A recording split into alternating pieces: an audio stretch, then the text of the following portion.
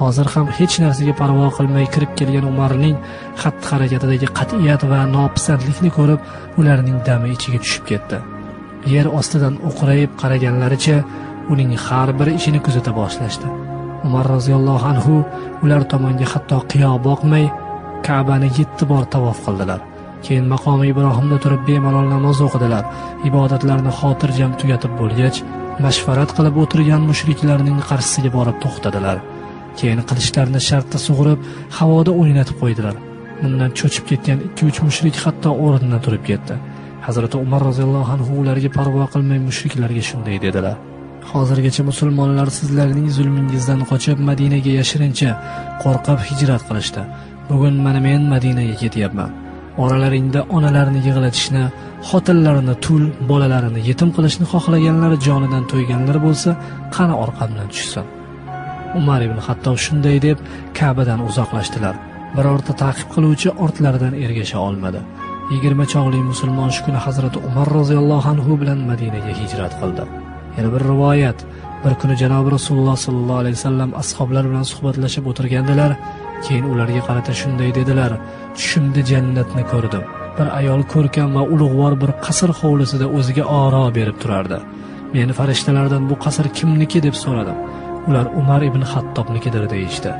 Shunda men Umarning nihoyatda rashkli ekanligini eslab, qasrdan nari ketdim." Umar ibn Xattob roziyallohu anhu Rasul akram sallallohu alayhi vasallamning bu gaplarini eshitib to'lqinlanib ketganidan xo'ngrab yig'lab yubordi va yig'i aralash shunday dedi: "Yo Allohning rasuli, ota-onam sizga fido bo'lsin, kelib sizdan rashk qilarmidim?"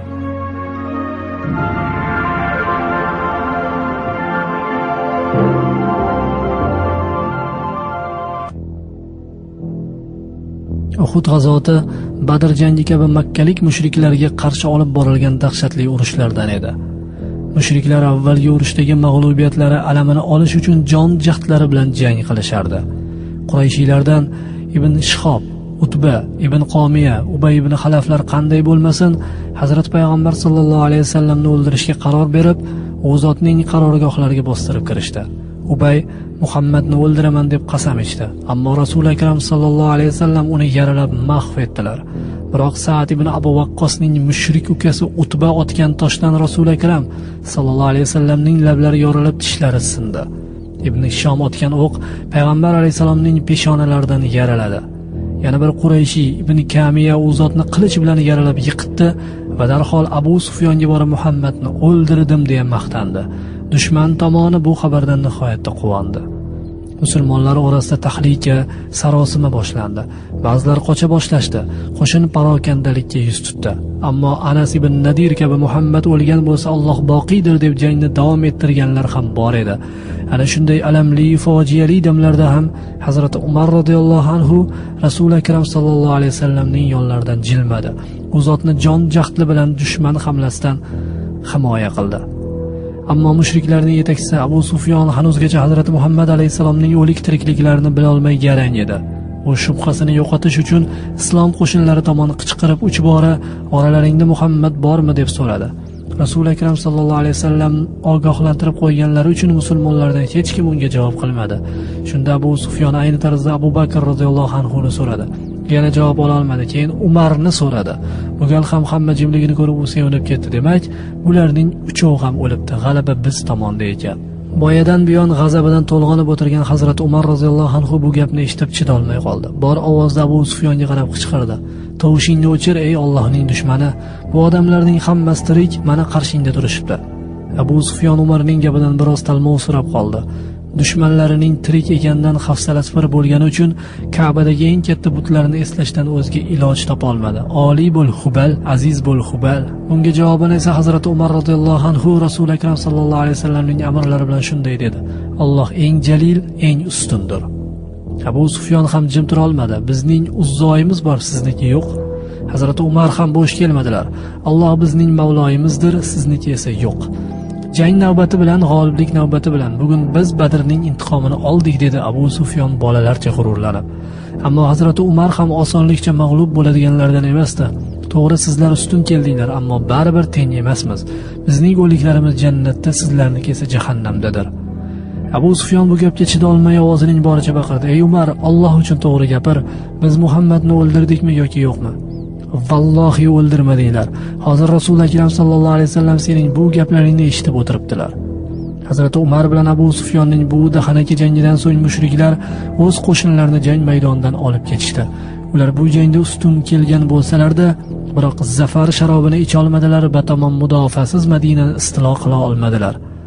Birorta musulmonni ham asir ola olmay, Makkaga qo'rquv va alam bilan qaytishdi. Ana shu jangdan so'ng Hazrat Umar roziyallohu anhu payg'ambar alayhisalomga yanada qattiqroq bog'lanib qolganini his qildi.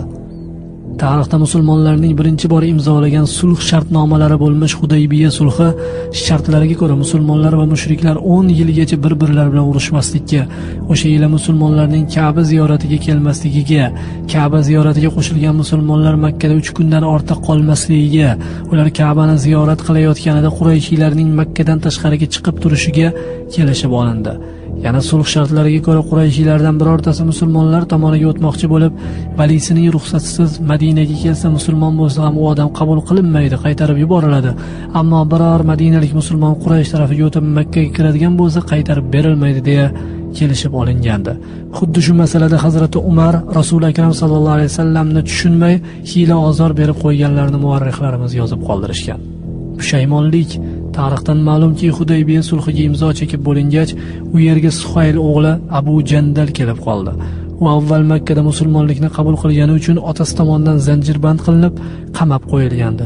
U ming mashaqqat bilan qamoqdan qutulib chiqib, zanjirini sudragancha sulh tuzilgan joyiga kelgan va musulmonlardan panoh so'ramoqchi bo'lgandi. Shunda Abu Jandalning otasi Suhayl sulh shartlariga muvofiq sizdan birinchi bo'lib so'raydigan narsam shuki, o'g'limni qaytarib bersangiz, agar berilmasa sulh buziladi deb oyoq tirab turib oldi. Rasul akram sallallohu alayhi vasallam Abu Jandalni sulh hukmidan istisno etilishini xohlagan edi. Biroq Qurayshiylar rahnamosi Suhayl qaysarlik qilib turib oldi. Valisining istagiga yon bosib, Abu Jandalni topshirishga rozi bo'ldilar. Bechora Abu Jandal vaziyatning bunday tus olib ketganidan xafa bo'lib, qovoq tumshug'i osilib ketgandi. U musulmonlarga qarata shunday dedi: "Men musulmonlikni qabul qilganim uchun bu azob uqubatlarga giriftor bo'lib, zulm va xo'rlik ko'rgandim. Meni yana shu mushriklarning qo'liga topshirmoqchimisizlar?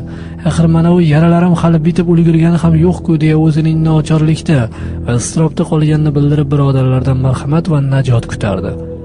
Uning ahvolini ko'rib janob Rasululloh sallallohu alayhi vasallam tasalli berdilar. "Ey Suhaylning o'g'li, sabr qil. Allohdan umidingni uzma. Biz musulmonlar mag'lub bo'lmaymiz. Alloh taolo yaqinda senga va sen kabilarga najot yo'lini ko'rsatadi. Berishga majburmiz. Uning hukmlarini buzish esa bizga to'g'ri kelmaydi." Abu Jandal yana kishanlangan holda Makkaga qaytarildi. Bu holat, bu muomala hammaning asabini tarang, o'zini garang qilib qo'ygandi. Musulmonlar g'alayonga kelishdi.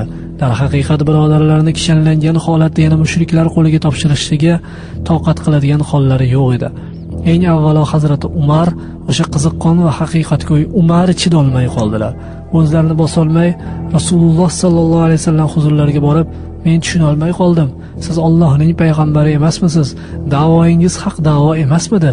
Bu zalolatni nega qabul qilyapsiz? Bu hukmga qandoq yo'l qo'ydingiz?" deya ovozini balandlashib, qizishib gapirdi. Payg'ambarimiz sallallohu alayhi vasallam Hazrat Umarning bu qizg'in ta'nalariga osoyishtalik bilan javob qaytardilar. "Muhaqqaq men Allohning rasuliman. Allohga isyon ham qilganim yo'q. Musulmon bo'lganlarga Allohning o'zi najot beradi, yo'l ko'rsatadi. Biz sabr qilishimiz kerak." Biroq Umar roziyallohu anhu payg'ambar alayhisalomning bu gaplaridan qoniqmay yana tortishuvda davom etdi. "Siz bizga Ka'bani tavof qilamiz degandingiz-ku?" "Ha, aytdim. Biroq bu yil tavofi ifo qilamiz demaganman. Yana takror aytaman, Makkaga kirasizlar, Ka'bani tavof qilasizlar", dedilar Rasululloh sallallohu alayhi vasallam yana xotirjamlik bilan. Umar ibn Xattob yana hayajonga tushib, to'g'ri Abu Bakr Siddiqni qidirib ketdilar. Unga ham yuqoridagi e'tirozlarini bildirdilar. Hazrati Abu Bakr, Hazrati Muhammad alayhissalom Allohning payg'ambaridirlar. Nima qilsalar ham Allohning amriga muvofiq qiladilar.